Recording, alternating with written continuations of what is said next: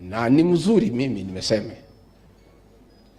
Rais wetu William Ruto rafiki yangu alifanya mzuri sana kuleta hii vita na mimi na watu ya mlima.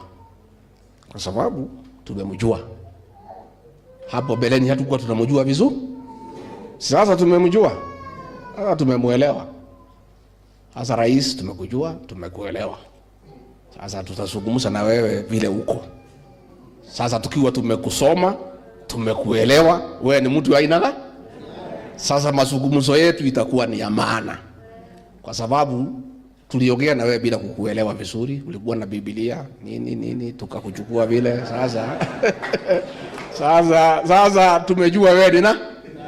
Sasa tukija kwa mazungumzo itakuwa ni mazungumzo ya heshima. Kwa sababu tumekuelewa wewe ni nani. Na ni mzuri umetoa hii vita mapema. Kwa sababu kama ungetoa baada ya second term ungetusumbua. Si ndio? Umejitokeza mapema tukajua wewe ni mtu ya rangi gani. But let me assure everybody that never again shall any leader take this mountain for granted, and never again shall we ever gabble our vote.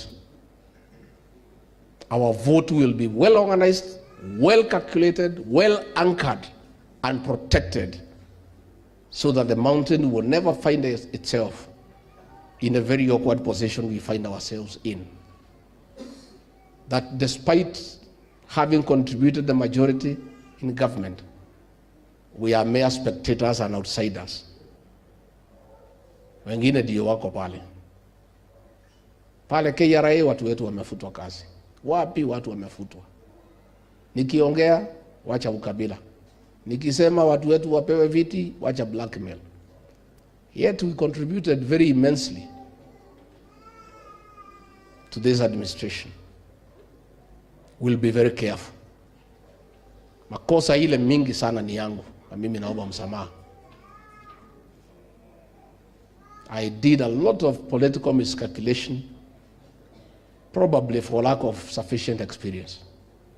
But now I know